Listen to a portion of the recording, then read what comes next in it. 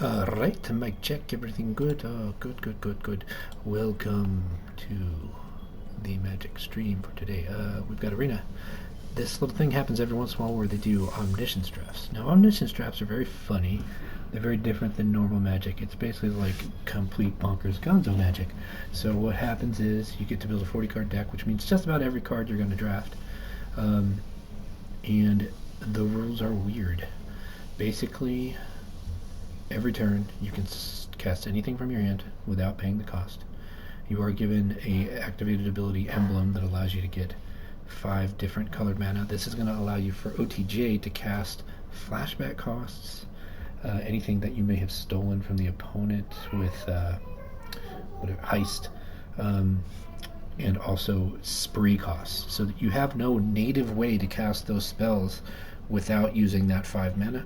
That 5 mana also activates your activated abilities, but the important thing is you've only got access to that once each turn. So I actually got into a spot earlier where I had done something where I wanted to flashback a spell, but I had already used my mana for that turn, so I didn't get to do the thing because all flashback costs are paid for with that 5 mana. So barring some sort of weird scenario where you've got a mana dork or something, you should never have access to more than 5 mana per turn. But since your spells are free, it kind of doesn't matter. So what happens when you're doing an Omniscience Draft is that certain cards that you would normally not even think about caring about become super valuable, because you get to cast them from turn 1. So any card draw spell, any spell pretty much that has the word draw a card attached, because even though you start the game with only 3 cards in hand, since they're free and you can just keep going and keep going, any card with Storm, so Outlaw Stitcher, becomes kind of more interesting.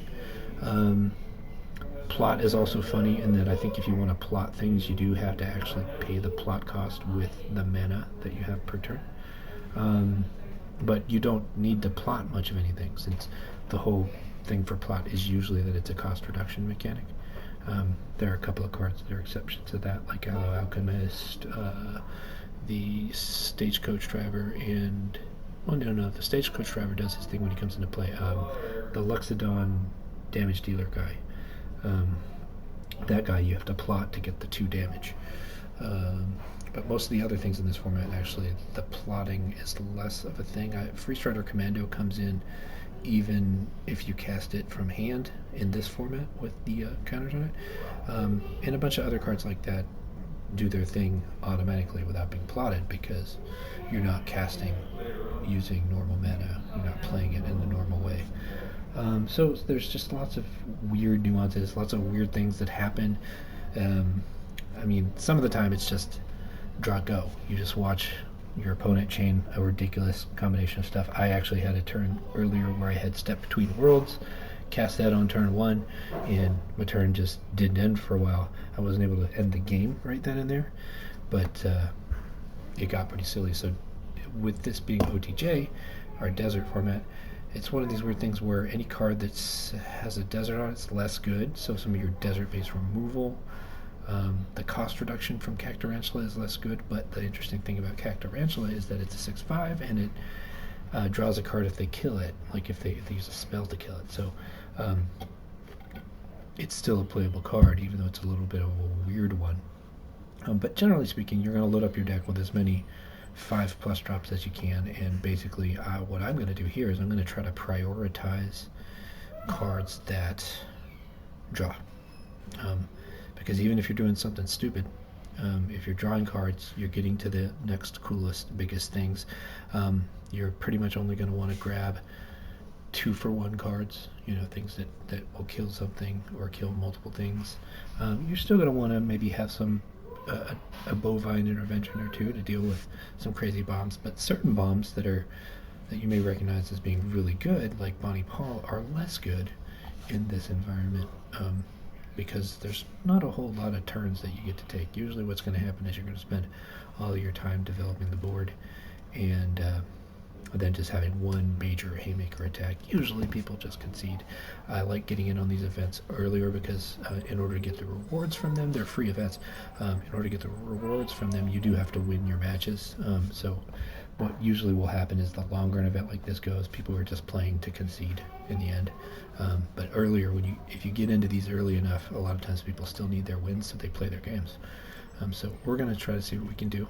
These are bot drafts, real basic. Any joins up, deals 5 damage to something, and doubles any legendary abilities you have. That's good. Journey to Nowhere is good. But I'm doing a quick scan of things that draw cards. Sometimes Recursion's good. Corrupting Conviction can be good. I'd say it's one of the lesser card draw spells. So since I don't have something that's like a crazy card draw spell, I could be wrong here, but I think I am going to take Any Joins Up. There's some upside here. I'm going to be able to play any legend I see. So having that in play and getting to duplicate legendary creature abilities could be really good. So I'm not even looking at the desert because it doesn't do anything. Bounce is less good because you don't get the tempo gain typically, or at least not as much of a tempo gain from them having to spend their mana to recast a spell. Full Steam Ahead does seem pretty good.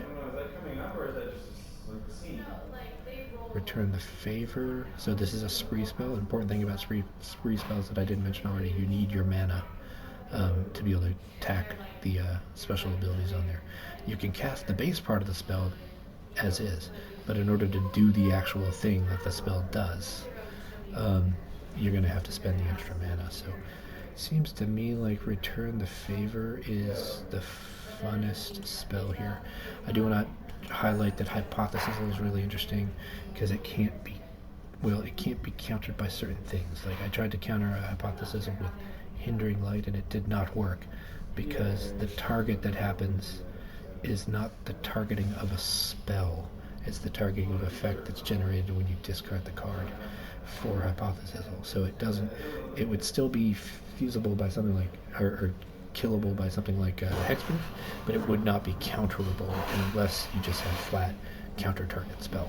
So here it's pretty easy that it's going to be Seize the Secrets because the cost doesn't matter. You just get to draw 2 cards. So you get deeper into your deck, you chain off a bunch of draw card spells, play things for free, and you can basically have an infinite turn and just set your board up to be awesome. There's nothing super exciting. A removal spell or a really good creature seemed like the way to go. And I think it's going to be the Beaver. Riding Sphinx is very good. So is Iron Fist Pulverizer. Do we have something? Oh, exchange control of 2 target things. That's really interesting because you can do all of those modes. But I just think so. It's either Marauding Sphinx or Seize the Secrets, and unfortunately, card draw spell. So Seize the Secrets it is. Decisive Denial. No, because we don't really care about mana. Probably Ambush Gigapede here. Yeah, pretty easy. Ambush Gigapede. Getting to play these guys for free is just insane. This is one crime card that I'm interested in playing in this format. This being done this way, so Lazav is going to be great. If he gets to discard 2 cards or exile 2 cards with Any Joins Up, I'm not sure how that works. We got another card draw spell, so we take that. We increase the odds of getting this in our opening hand the more copies we have, so that's good. I do think there's a very real reason to run something like Deep Muck Desperado here too, because you can reliably cast 2 spells every turn if you've got your deck built right. So I think that's the pick here, because we really don't want a card like Wrangler of the Damned ever, because you never want to be passing the turn in this format. And if you've got the right kind of stuff, that's just not going to happen anyway, and the 2/2 doesn't really matter. So we'll take a Conviction here. There's always going to be some sort of game piece on the board that we can sacrifice. This doesn't really do its thing. It doesn't do a thing. So Dance of the Tumbleweeds becomes nigh worthless. Binding Negotiation in your opening hand is pretty mean. You're not going to be doing the plot disruption, but you could hit one of their cards and basically make it like they had a mulligan. Frustrication. I mean, we need to play cards that actually do something, because we're going to get to play everything we draft. And Frustification does do something, but is it as good as a 3/2 flyer? I think it has to be here. Don't want it ever in my opening hand, but alright, so we ended up with a Shifting Crypt. That may be interesting. Gired, the Mirror of the Wilds.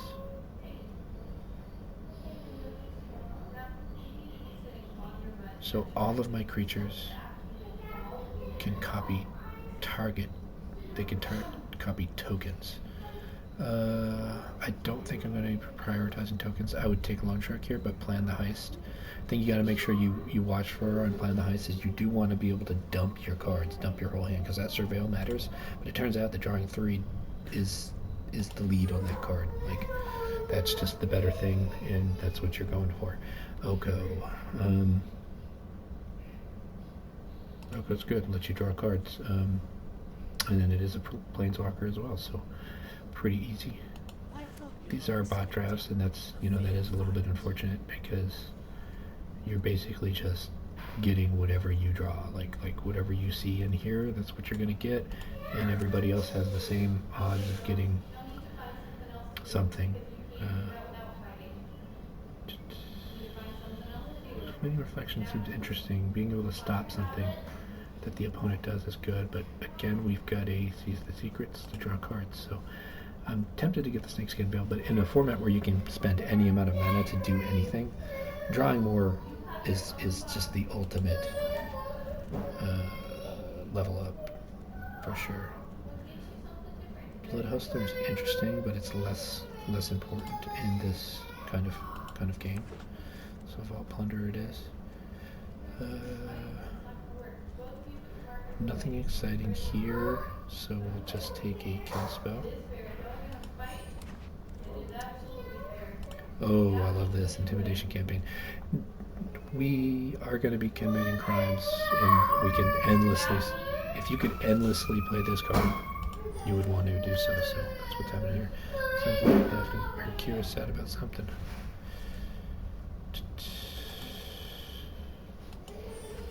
Are they fighting over the box?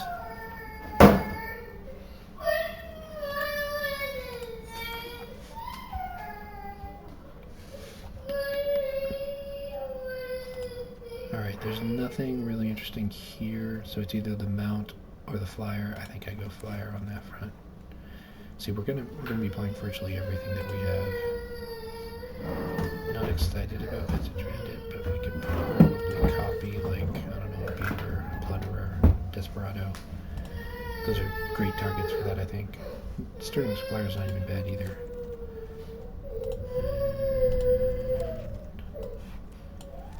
I should have read that Outlaw's Fury, maybe it was good. No, Reanimate, not so good.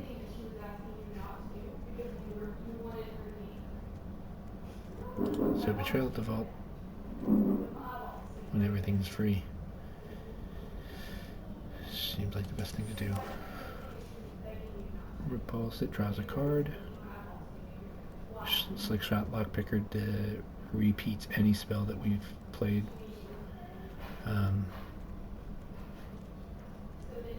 There's big upside in that. I still don't think I'm going to get anything as amazing as like a Cruel Ultimatum, but if I do, that's just bonkers if you can do that. I'm surprised I haven't seen any Hypotheses this time. I had 2 of them in a previous one that I did. Loan Shark draws a card.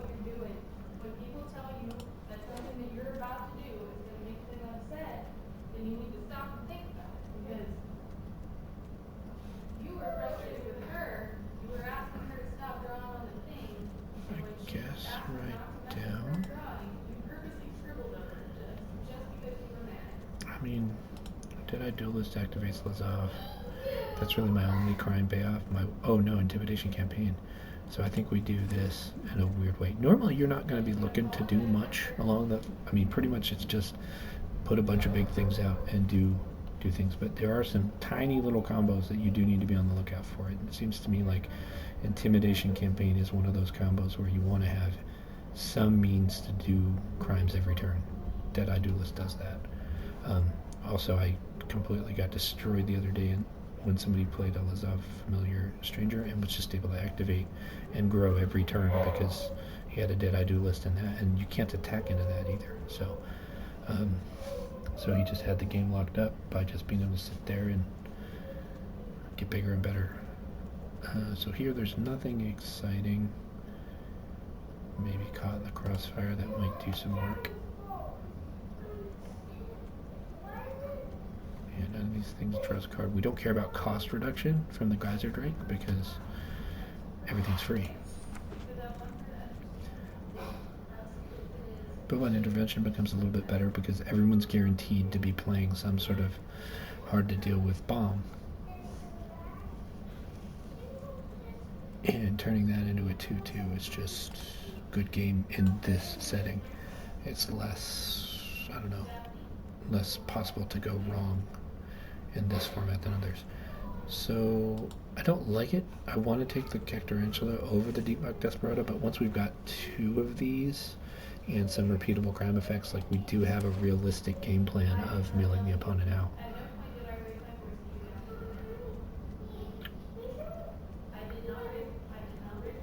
So we've got two. We can't just go sacrificing things all the time. If we had a reliable way to generate tokens, it'd be one thing. If we had more things like this that sort of replace themselves and really reward us for sacrificing, I think it would be pretty realistic to say that that's a good thing. I'm just going to go here though. Not exciting, not in the least bit expecting for it to be a real important game piece, but I can't take more than 2 Corrupted Convictions, I don't think. Not on good conscience. Sheriff versus Bandit. The Lively Dirge was tempting there. Shifting Grift. Okay, don't like it, but it could make for some really silly game situations. This is less good here, but it probably draws a card every time it comes into play. I don't want that, but I don't want either one of these things either. The Rope Master's slightly better. And nothing here. Nothing exciting. Daddy? So, yes, ma'am? I'm doing something right now. What do you need? I want to tell you something. What do you want to tell me?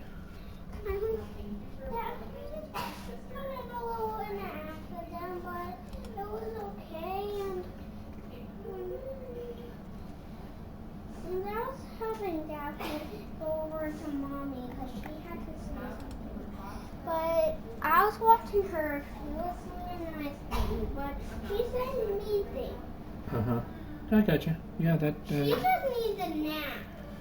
So I'm not exactly sure. I must have missed something, but I don't have 40 cards. I don't even know how that's possible. I guess maybe I took a land at some point. Oh, that's what it is. I probably took a land over something else. So that means I have to play a land. So looking at my costs here, I don't think it matters which I play.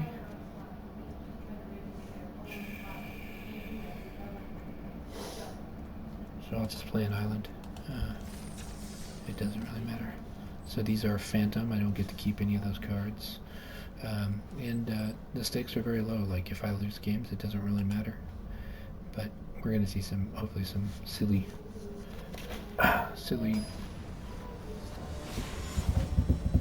combinations of cards get played.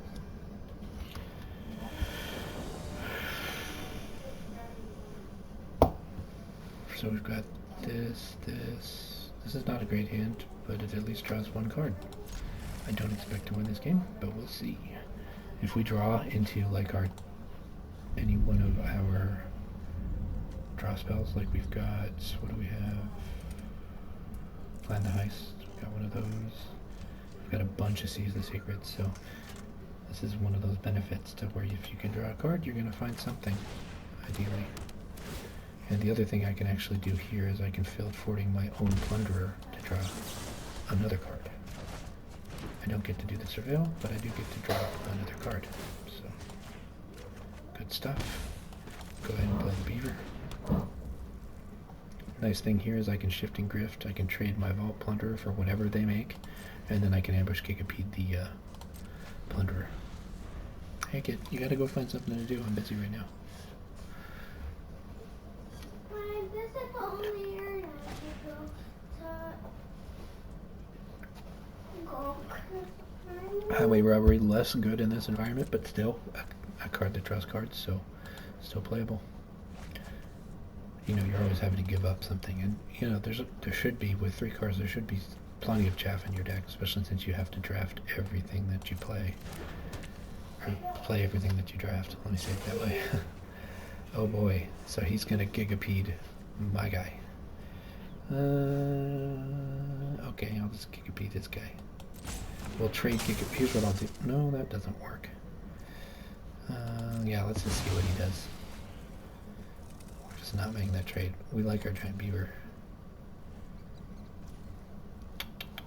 Well, we can flash this in right now, so no sense in waiting.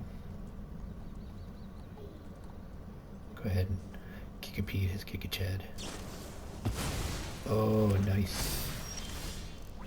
Oh, that would have been nice if I had returned the favor. Oh, that would have been lovely. So,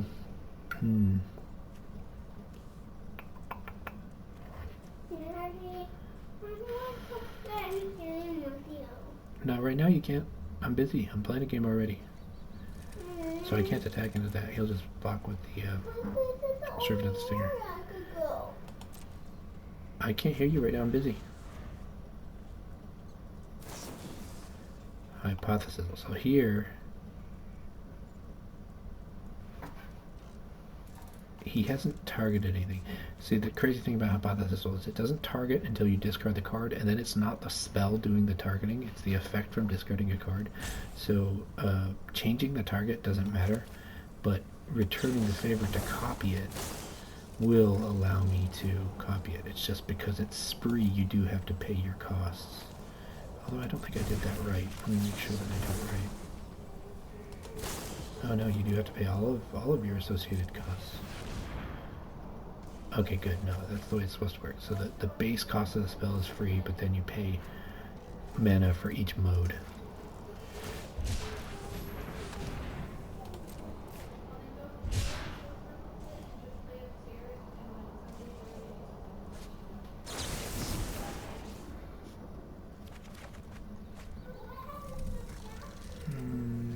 I don't foresee right now that Shifting Grift is going to be the thing for us, so I'm going to get rid of that and make the Gigapede. So he's going to get to kill my beaver here, and that is going to allow him to sacrifice his stinger to go get whatever he wants. But hopefully we'll get to draw some cards and do some stuff with these other things, because I'm basically going to cast a Marauder and then Visage Bandit a Marauder, so I'll get to draw 2 cards there, and it won't be the worst thing.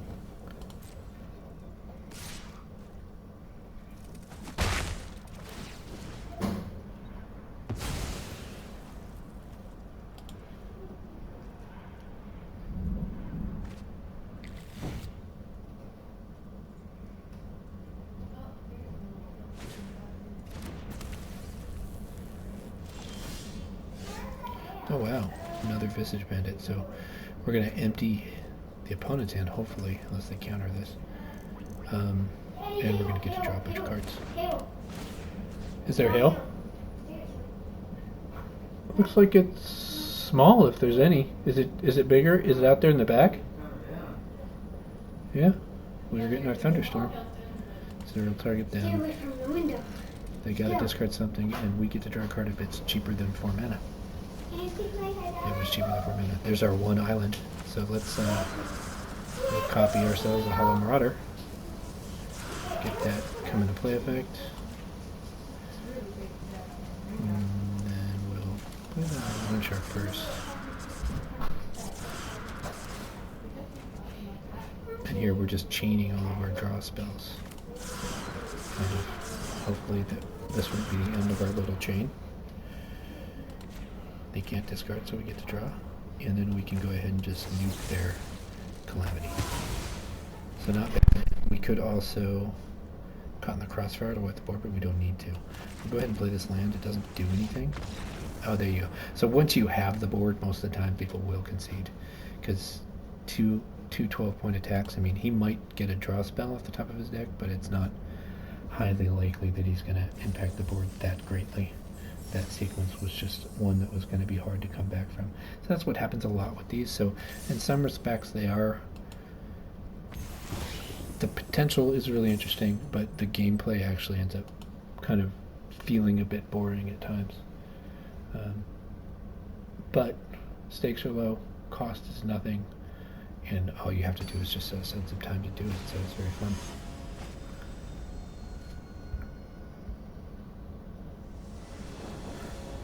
Good. It's a great way to do your dailies, get your gold mined and your gem count up so you can do the real events that you want to do.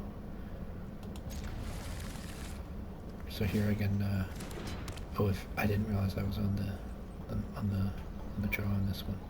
Binding Negotiation is infinitely less good in this format when you're on the draw, but now it is nice because I am going to get to cast it. I'm going to play...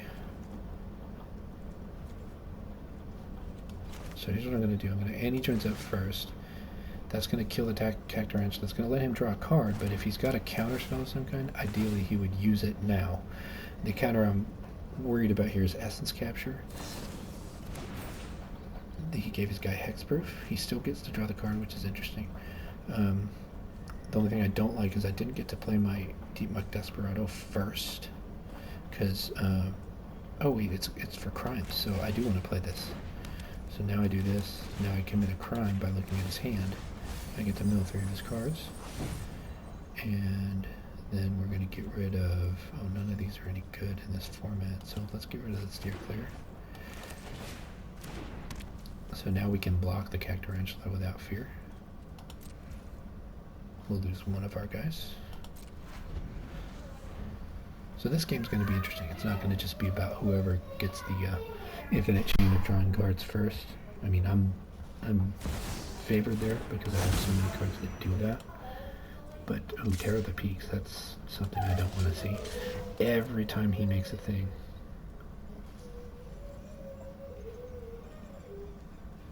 Every time a creature comes into play on his side, it does damage to any target. Plus, it basically has ward 3 life. Before it was back before they had ward as a thing, so I want to cast my Loan Shark here, but I can't. The good thing is, my next turn, I get something. There's no real reason for me to put the Loan Shark on the board right now anyway, because this guy flies, so he's going to hit me in the air, and I'm just going to have to watch him do it. Varmints comes in as 1/1 that deals 2 damage, so far not exciting. Not as good a card here. And actually, I haven't had many experiences where Rise of the Varmints has been that amazing. Okay, fair enough. Nothing to do about that. Alright, so here, it's going to be fun for me. I'm going to have Intimidation Campaign. That's going to let me draw a card. Field Fording is cool here. I do have to pay 3 life, but I get to put the campaign back to my hand. Oh, actually, what I should have done was return the Annie Joins Up and then kill the Terror of the Peaks. So, misplay on my part. But I think we're going to be okay. I think from here, with Shifting Grip, he's going to play this again, and then I'm going to get to steal it, and I'll just get to take... Ooh, this is really nice right here. So he's got to discard Rise of the Varmints or Terror of the Peaks. Obviously, I think he's going to pick Rise of the Varmints. Yeah. But we're going to get to do our thing just endlessly. So now I probably give him... What's the most... I probably give him the Loan Shark for the... Yeah, I give him a Loan Shark for the Terror of the Peaks, and then I just Intimidation Campaign. I'm drawing 2 cards at least per turn, and if anything is a crime, then I can draw more. I probably actually can draw 3 cards a turn pretty reliably with this deck. So he gets a Cactus Tarantula back. That's not bad because he's going to get to do a lot of damage. He'll probably kill my Hollow Marauder. He should kill the Deadeye Duelist. But he'll probably kill the Hollow Marauder. Let's see if he recognizes the danger that this Deadeye Duelist puts him in. Yeah, he didn't realize it, so that's crazy. Let me think. This is an instant. Do I try to do the greedy thing? I'm not going to do the greedy thing. I think that I can... I think you actually, in order for these exchange effects to work, I think the swap has to actually happen. So you can't cheat and like be like, okay, in response I'll corrupted conviction my thing. I think you actually have to be able to carry out the full swap for it to actually count. But what we're going to do here is we're just going to hope to draw into something dumb that we can corrupted conviction. Because this guy is enormously valuable to us at this point.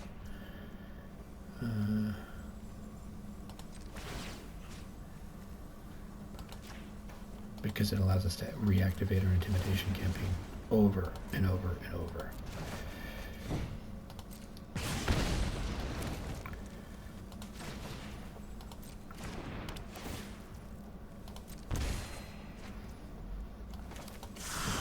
So if we copy the Terror of the Peaks, then we get to deal 5 damage.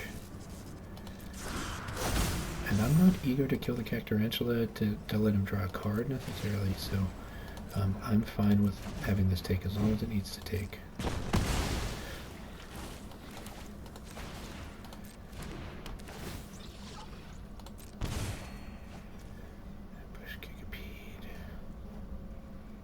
Yeah, let's go ahead and kill us a mercenary. And we can go ahead and kill the... oh, actually, that would have been game right there. I didn't think about it, because of the double Terror of the Peaks. If I put it on his dome and then corrupted my own guy, then I'm almost guaranteed to draw another creature or another draw spell, and then I would draw another creature and kill him. So that was once you're able to double a Terror of the Peaks, like there's no sequence where you wouldn't want to just put all the damage on them from that point forward. Especially in a format where you're going to be casting things that have 5 or more power consistently, like this.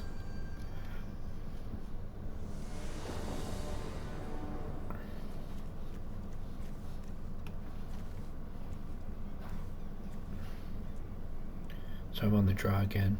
Binding Negotiation was actually really good for us there. I mean, it's just the piece of knowing what they've got, really. Or knowing that they've got nothing. Okay, no. This is one of our ideal hands over here. We've got Disruption, Hand Disruption, and we've got card draw, so... Rope Master, less valuable in this format. It's still good, mind you. There are times when it's going to be better than whatever other thing you could get, but Binding Negotiation, we'll go ahead and get rid of whatever that is. Keeps him from second spelling too. Like that could be the only reason he kept that in hand, was so that he could get a free mercenary. Murder. Oh yeah, we're glad to get rid of that. So now we get to draw 2 cards. Thinking.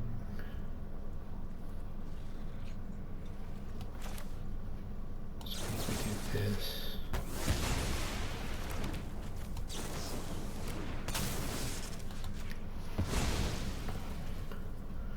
And then we got nothing else to do for now. This will get a creature card and a permanent. So we really want it to be 2 creature cards. But 1 Ambush Gigapede would also be fine. Peerless Rope Master. Okay. Let's attack here. I have a plan. We'll just go ahead and trade.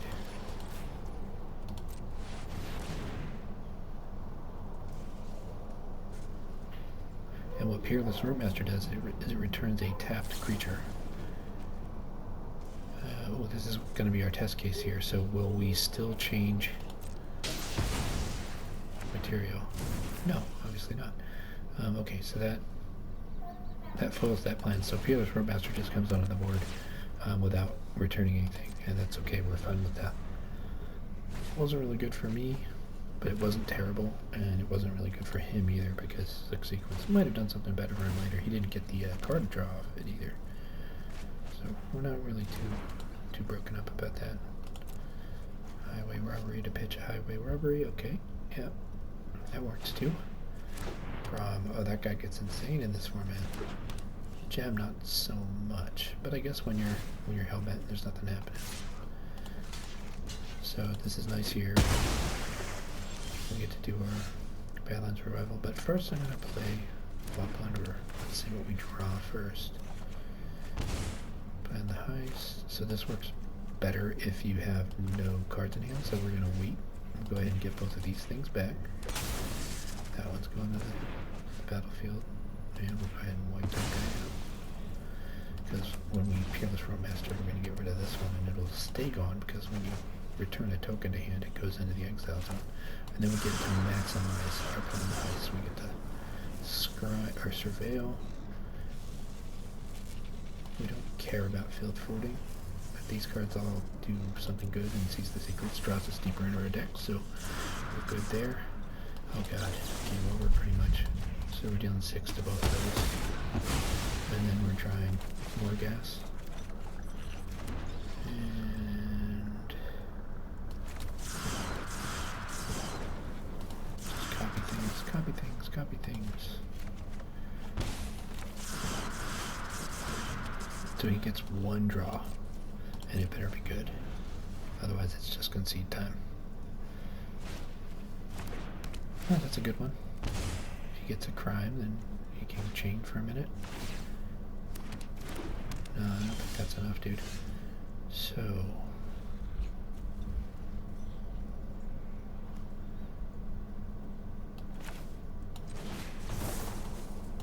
I'm gonna go ahead and just do this just to see what kind of shenanigans we can get up to with it. I was curious to see if this is going to trigger the Raven. And it does, okay. And we got Slingshot left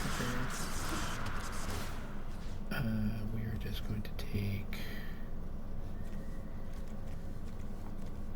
Oh yeah, let's go ahead and take Plan the Heist. Oh, I did the thing again.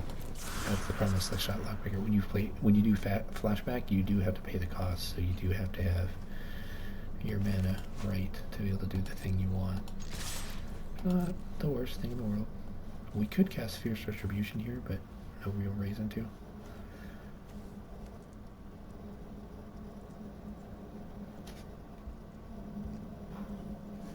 I think we can cast it. I guess we can't now that we, I guess Cleave is one of those things that you do actually have to pay the mana for. Oh no, it looks like casting cost modified at 0, so. But we don't really need to. We give them another chance to draw out, but it's not a likely one.